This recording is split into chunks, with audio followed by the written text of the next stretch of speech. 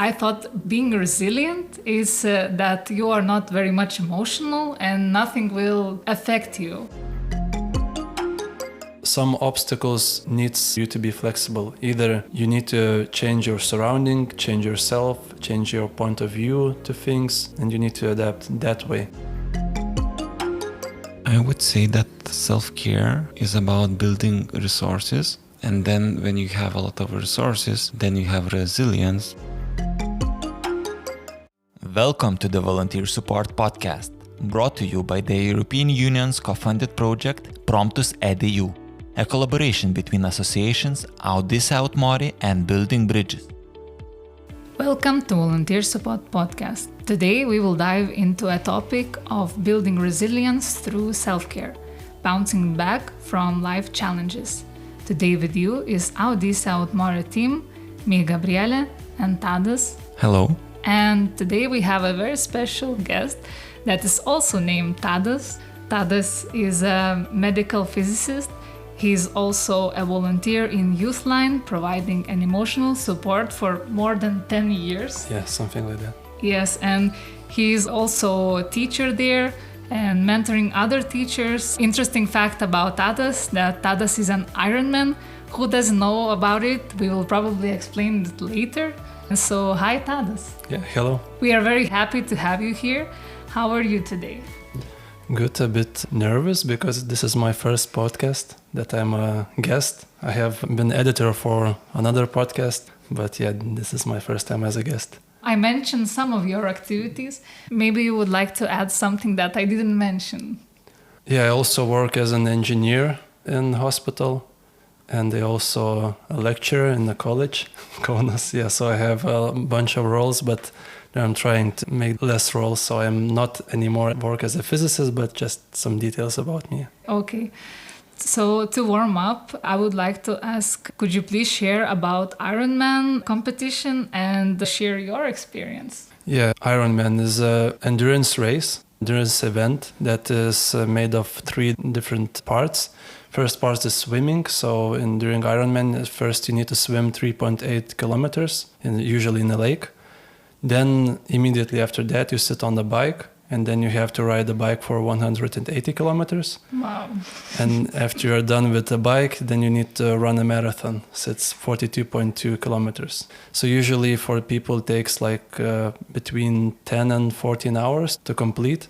Yeah, so that's the event. And my experience is that when I was a teenager and we got internet in our home, I was just watching videos on YouTube, and I saw something about this race, and I was so amazed that it's even possible to do it, because numbers seems really big. And yeah, I was mesmerized by the experiences of the people that complete this race, and it somehow stuck into my head for me as a teenager. And then I grew older and older, and at one point I started running just as a leisure activity. And I really liked it. Running. I was 30 years old at then. Now I'm 34, by the way. Yeah, and liked running, and I thought maybe I would like to finish marathon. And I trained for that, and I did it. And then at one point, one of my friends says, Tadas himself doesn't know that, but he probably would like to finish an Ironman. And I thought to myself, yeah, my friend is right. I would really like to finish an Ironman. And then COVID came, and I had more time just to train. And I thought this is the perfect opportunity to do an Ironman. And yeah, I trained for almost a year for that. And then, yeah, I just finished it. Yeah. Great. Congratulations. Yeah, thank you. So there's a bucket list for the people, the things that they want to do in their lifetime. So the Ironman was one of the items on my bucket list. Yeah. So I read that all in all, you finish 226 kilometers. Yeah. And if you finish it in 17 hours, you have a title of Ironman. Yeah. So we can call Tadas an Ironman officially. Yeah, so I wanted to ask how this experience changed you. Experience as a preparation and finishing the whole race. Yeah, I think preparation is more important than the event, because event, like the race itself, is like a completion, I don't know, inauguration or something like that. For me, it was like I really want to do the race because I want to complete the task that I had for myself. But the preparation is, I think, a much harder part than the event itself, because without preparation it's impossible to do it. So what the preparation for Ironman taught me that if I really want to do something, I can do it. It's even something that looked for me impossible as a teenager. At the end, I finished it. I did it. So it taught me that if there's something that I really want, I can do it. And things that I cannot do it's because I don't want it enough, probably, in my life. Yeah, but there were different experiences in my life that led to the Ironman, because I have traveled with a bicycle in Europe for a few months. So there was a path that led me to the completion of Ironman. I proved myself before that I can do smaller tasks, and then I grew as a person enough that I allowed the thought that I can now prepare for the Ironman. And also I had enough money, because money is also important during an Ironman. You need to buy a bike, a better bike, you need to have money to go to the pool, money for the running shoes, money for the entrance and everything like that. But this is also not like thousands, it's few thousand euros, but not like tens of thousands or hundreds of thousands. So it's a sum of money that you can just save if you really want to in a few years. Mm-hmm. Yeah. So would you say, have you become more resilient? Yeah, that's a good word, that resilience. Yeah. Okay, before diving into our topic, let's conceptualize what is resilience. So the question is for all of us, how would you describe resilience? I think for me it's belief in yourself that you can overcome obstacles in your life, and that you have enough, energy, willpower, resources that you can overcome obstacles. I would say that for me, resilience is about ability to use the resources that you already have to overcome some kind of difficulties that is happening in your life. Before exploring what does internet says and what psychology says, I thought just not giving up. Not giving up is resilience. But what American Psychologists Association said, that resilience is the process and overcome of successfully adapting to difficult or challenging life experiences, especially through mental, emotional, and behavioral flexibility and adjustment to external and internal demands. So I think it's a long but quite interesting concept, because they name it as a process. Resilience, it's not like a quality you either are resilient or you are not resilient. It's like the process of overcoming. And also they are naming that you will have some challenges and that they will be hard for you, but you will have to be flexible mentally, emotionally, and may adapt the behavior somehow to adjust external or internal demands. So I think it's very broad concept of resilience. I think what I heard important word is flexibility, that you're not like just hard as rock and you're just plowing through obstacles. It's ability to adapt yourself or your surroundings to overcome obstacles.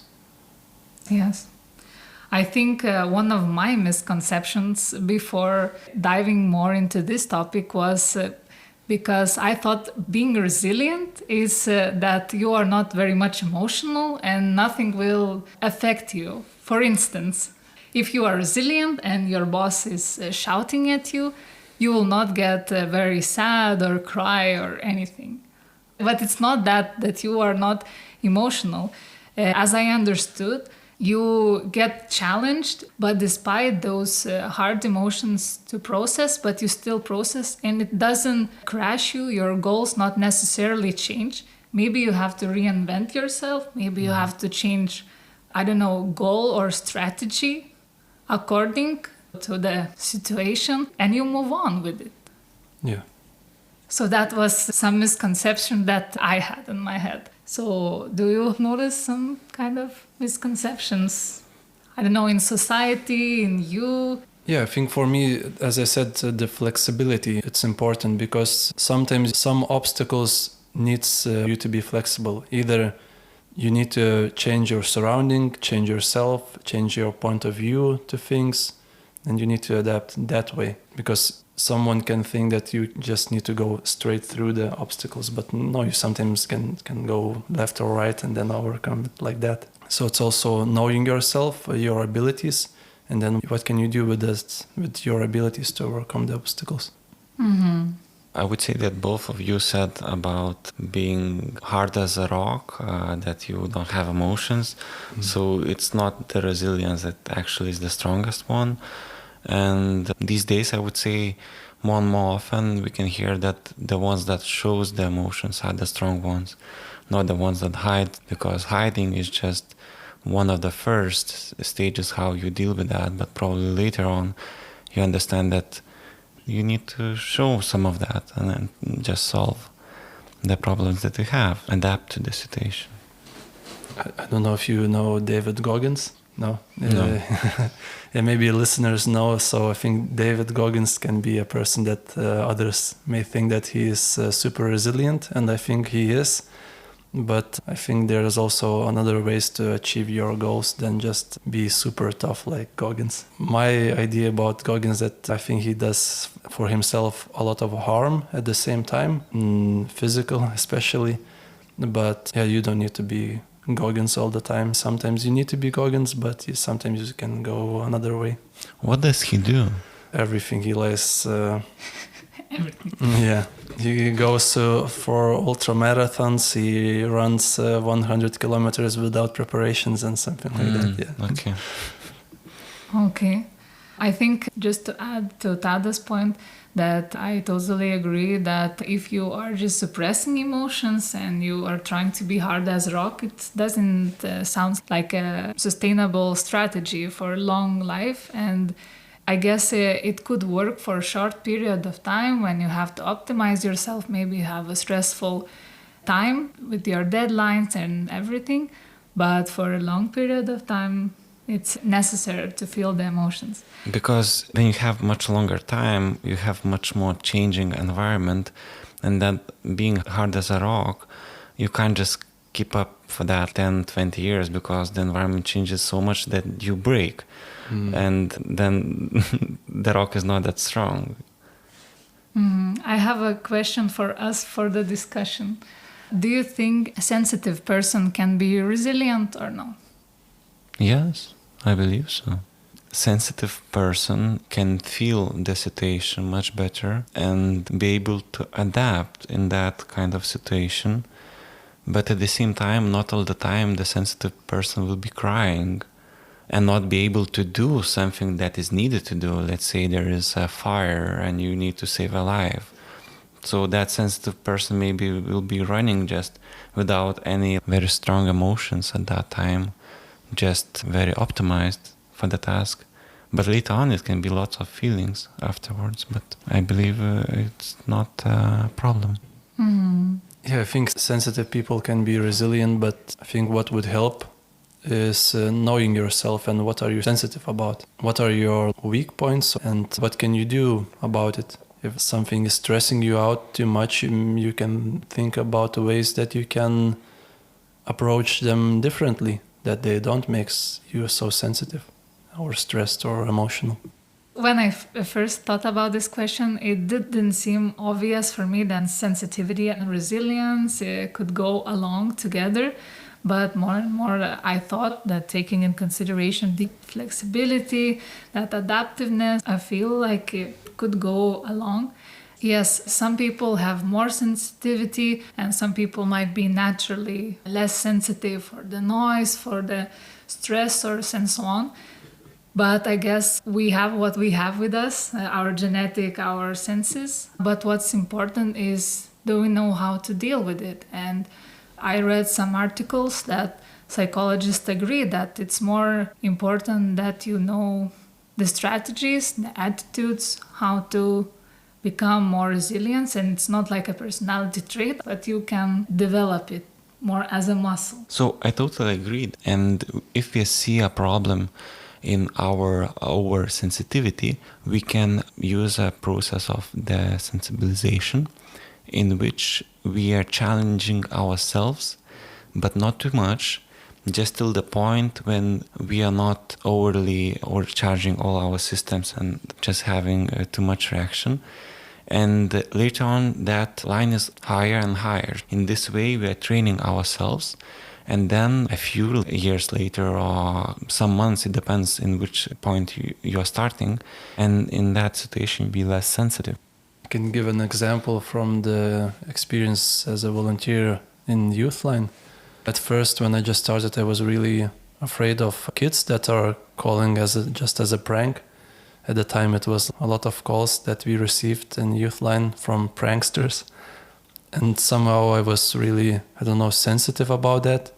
But what helped was planning in the future, thinking ahead, what can happen and how can I react it? And how can I react in a way that I will be happy about myself, that I didn't become too sensitive or didn't insult it or something like that. And before every call, I just think ahead, like what could happen and how can I react to that? And like a kind of a mini simulation in my head of each call. And after I then reflect back, how did it go? How did it affect me and how did it affect the call? How did it affect the kid that just called? And after a few iterations like that, then I became more resilient to the children that are calling and making pranks. Yeah. How do you think our physical resistance is similar or different from our psychological resistance? I think they are related, but sports and physical activities are more, I'd say, objective. It's really, clear what do you need to do and what time do you need to finish. And then you either reach your goal or you don't. And it's really easy to evaluate the process, what you need to do and what you need to accomplish. But the mental aspect of that is much more subjective. And I think, Ironman can look like a really big event, but I think each person can have its own mental Ironman that they need to complete or have struggles with. And these are much harder to evaluate, or they are not so obvious. And for one person, finishing a PhD can be an Ironman. For another person, going outside is like completing an Ironman if that person has a depression. Yeah, but sports also teach you things that, as I've mentioned, now I know that if I want something hard enough, I can achieve it. So if there is something like in my personal life or in workplace or something like that I'm struggling with, then I know if I really want to solve that problem, I probably can solve it. Maybe not in an hour or a day, but at the end, it's a task that I can finish. What I've learned about myself, I really need to want it.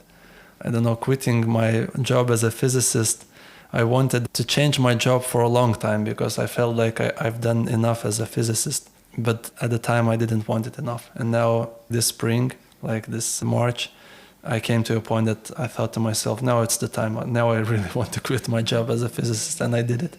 And maybe it wasn't something that I can compare to Ironman. Maybe it was just a 10-kilometer race, quitting my job as a physicist, but it still was something that I had to have resilience because there's some emotions that I didn't know that came up related to quitting my job. Some guilt even, something like that. And then I had to process it somehow and have resilience, not to change my mind.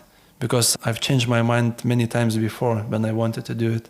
But at this time, quitting something was something that I need to accomplish. Yeah. And it's also, it required some resilience.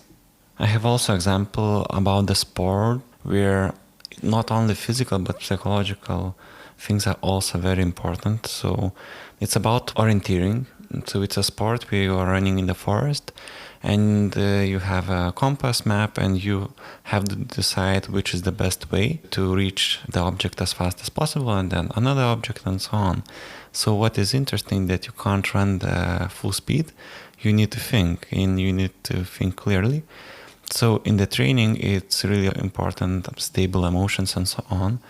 And the story goes like that. A person won one of the top places, even though there is like sprint race, a medium and long can take like less than an hour if you are very quick, but it can be more than an hour.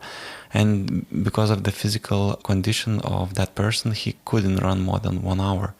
So through day he trained just less than an hour, but then he was training a lot with psychologists to be able to train his psychological health, like emotions and so on. Also to put in the mind everything what's happening through the race. And then he was able to win against the people that was training much longer. Of course, maybe someone else that would train longer physically and do the psychological trainings would win against him. But that psychological training is very important for us. How do you think resilience is related to self-care? I would say that self-care is about building resources. And then when you have a lot of resources, then you have resilience because you have some buffer for the challenges that you are facing. And if you're able to win against that challenges, then you're resilient. If you're not, if you have too little resources, then you're breaking, you're dying in a way. I think that resilience is also one of the ways that you can help yourself, because we face challenges all the time in our life, and you need to have self-confidence that you can overcome those challenges. Because if each challenge for you makes you super stressful, or you just hide yourself from the challenges, you don't live a happy life, I think. So building resilience is also a self-help, because then you have more confidence in your life that you can face a lot of different challenges and overcome them. So it's building a muscle or having endurance if we are comparing with sports. I don't lift sofas or heavy boxes every day, all day, but I go to the gym that maybe some weekend I need to help my friend to move. And then I know that I can lift all the boxes and help my friend. So it's similar to your personal life. Maybe you don't face a lot of losses in your life or crisis all the time, but you have self-confidence that maybe one day when the crisis come, I will have more resources, more trust in myself that I can overcome them and not be crumbled by that. So what I'm hearing is that this resilience does not come out of nowhere. Sometimes it's because we trained for it and we prepared for it. Sometimes it's because we believe in ourselves. And sometimes we're just building the resources, maybe getting enough sleep, maybe have our reflection that we will figure it out, our goals and expectations for the challenges and what will happen after we overcome these challenges and so on. I wanted to ask, do you have a story to share where you needed the resilience or you managed to bounce back from some kind of challenge where you wanted to give up? I have one small story that's something like was a building block that I mentioned in the beginning. When I just started studying for my bachelor, I was studying physics, but I also had to choose some additional studies, something. So I chose contemporary philosophy. It's about 20th century philosophers. And at first I was really passionate about it because I thought it's really interesting topic that I want to learn more about. But then I faced that it's really difficult and the ideas that they have are really strange and I don't understand what the lecturer is talking about. And then I felt, depressed that I was so passionate about this topic, but then I don't understand anything. And I need to pass curriculums and then the end exam and everything. And I thought I can somehow get just enough passing grade and just finish it and forget about it. Or I can collect myself and learn it because I was passionate about it. So why am I quitting? And then I studied really hard and tried really hard to understand what is this topic about and what are these philosophers even talking about, because ideas are really strange for a 19-year-old just who finished high school in the village and somewhere in the rural Lithuania. So, and then I passed with the best grade possible, with a 10 in Lithuania. So this was like one of the first moments that I understood that if I try hard enough and I put my energy and if I want it enough, I can do it. So this was like the first building block when I understood this concept, and then it helped me later in life. So I think my idea is that if you really don't have self-confidence, you can start with little things, something that is challenging enough not too easy, but also not too hard. Thank you for sharing. I also remember one situation where I felt very bad about myself. I used to work in a startup that we were creating new materials and treatment. We had a very small team, and we come to the point where I didn't know where to move forward. I felt like I wasn't good enough for the job, for the challenge that we faced. And I took it very personally, all the things. And even though no one was in that situation, no one was trying to solve this problem before me, it's not that I can come somewhere and ask these questions. And I remembered what is competencies. Because when we were learning about emotional support, we were learning about competencies. And that competencies comes from knowledge, comes from attitudes and the skills. And I looked at that situation through this concept. And I realized, okay, there are a huge knowledge gap that is between me and the challenge that I'm trying to solve. And I wrote down different topics that I would like to learn and what I think would help after I learn them. I realized that I do have a lot of skills. Maybe I do not know what skills I still need to develop, but maybe during learning the knowledge gaps, I will figure it out. And I also knew that I have this attitude that I want to solve these problems and I want to invent something. I build a plan to get this knowledge. This challenge we figured, and then we faced a new ones, of course. But through this concept, it really helped me to look at situation and took it as a task, not as a personal attack on myself. That, oh, I'm not smart, I'm not creative, or somehow disabled. Yeah. So reflection helps. Yeah, and I think each person is different, but what I hear from you and what is my experience, resilience needs some effort. What I mean that you need to have some kind of plan. How can you become more resilient, or how can you overcome the challenge? And yeah, I noticed that myself. It doesn't come very naturally or by itself. You need to put effort into that. Like in your example, you try to look at it from the different point of view to your problem. Like for Ironman, you need to have a training plan, and you need to plan ahead, like your week or a month or something like that. For other things, you need to know yourself better and know what emotions are you feeling, what's actually happening. Are you afraid? Are you nervous? And or are you just excited even sometimes? Yeah, and I think that helps. Just have a different approach to your problem and putting effort to building resilience. So what kind of strategies or support systems could we recommend to build resilience? Maybe some self-care reflection tips that we would like to share. I think my idea is start from something simple. For example, if you want to visit North Korea, maybe don't go straight there, but maybe visit some countries in Europe, then maybe visit Africa, then go to North Korea. I don't know if it's a nice example, but I think you get the idea. Yeah, because then you facing smaller challenges that are not so big and not so frightening. Other things, it's knowing yourself better, like really reflecting on yourself. I know what sometimes helped me. If I have some problems that don't allow me to sleep at night, sometimes I just wake up at 2 a.m. and just cannot fall asleep. I like to write everything down, all my thoughts in my head, and then I can reflect and see what's actually happening in my head and what is worrying me. Because if I keep everything in my head, then it's almost impossible to reflect on things. And I think that helps for me.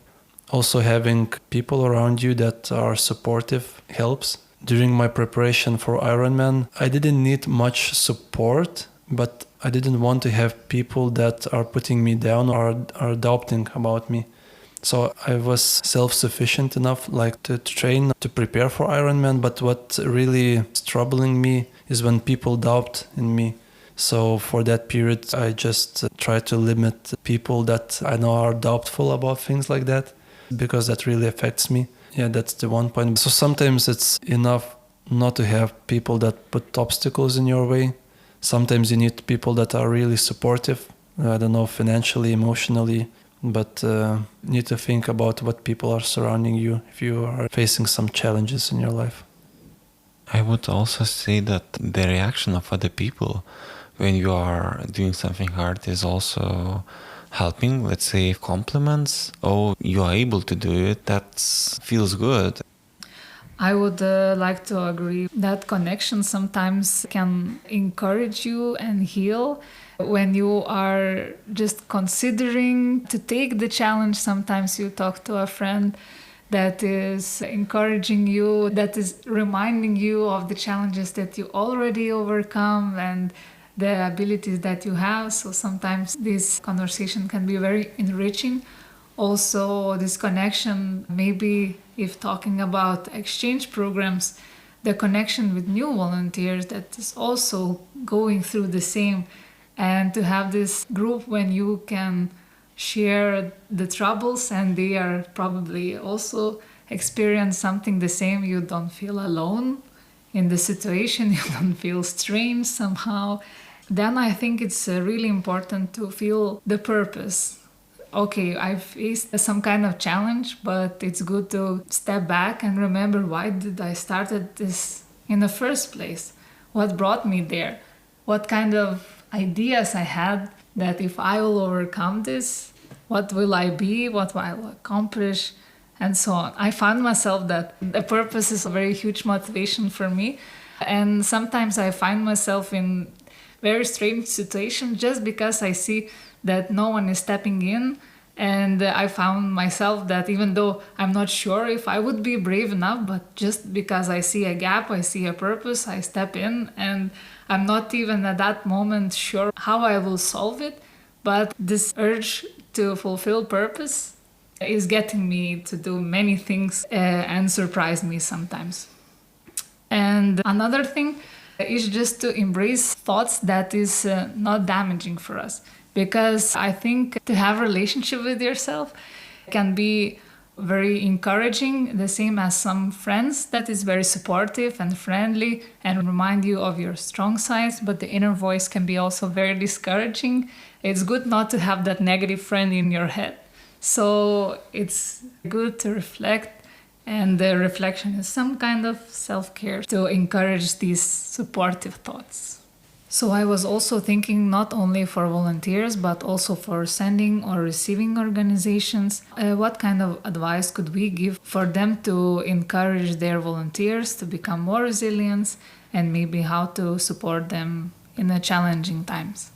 I think one of the things that they should be that friend that are encouraging, not discouraging the volunteers. If they have some challenges or they have some goals that they want to achieve, and they're volunteering. I think other thing is to be open and let the volunteer know that he can approach the organization or group inside of an organization or some mentor that he can talk with about the challenges that the volunteer is facing. Because sometimes people don't know the tools that they have in their organization or in their life because they just don't have experience. If organization is open and informing the volunteer that here is how you can get help, here is what you can do in this situation or in that situation that other volunteers are also experiencing, that would be helpful. Yeah, I totally agree with this. Yeah, openness and acceptance of emotions. If someone is sharing, just use active listening. So wait and listen fully, so that person could fully share their feelings, and then speak. Don't try to just give advice in the middle, and that would not help for that person. Mm-hmm. I think sometimes it can be scary to go up to your mentor or supervisor and just start sharing your struggles. So it would be nice from another side to get regular check-ins. How are you?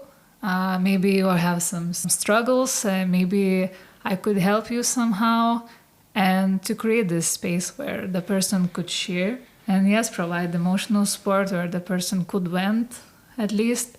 And if we are seeing that the person is overworked and maybe the challenge could be too hard and we have some space, maybe we can create some space to rest. because sometimes just a simple thing as half of the day off and going to sleep early can make a big difference. And maybe we can be the ones who encourage that. Yeah. Some tactic to prevent burnout. Do we have some kind of final thoughts that we would like to emphasize or didn't share before? Yeah, there's something I was talking about how I am dealing with the problems myself, but I think what is also really important is seeking help and knowing that most probably other peoples have faced similar problems before or facing similar problems now, and you are not alone. And sometimes it can be reaching out to someone just to talk. Sometimes it can be just Googling and typing in your problems in the Google search window and finding some forums or something like that, or YouTube video, and you can find help there. So sometimes resilience is also allowing yourself to seek help as well. So I think that's also important. My final thought would be that even if you don't consider yourself a resilient, if you think of yourself as a very sensitive, not a very brave person, it's not something that you inherit, but you can also develop resilience through the skills, through techniques. My final thoughts would also be about that humans are very strong. And through the history, there is a lot of proof of that. And even now, there may be some situations where we are choosing to be resilient, where it just happens and we need to be resilient to survive. We are often undervaluing the little things that we are doing that becomes our habits. And then, without a huge effort, we change a lot how are we behaving and how we are dealing with a lot of different situations. So thank you very much for listening. See you till next episodes, and goodbye, listeners. Yeah, goodbye. Thank you for inviting me. Goodbye.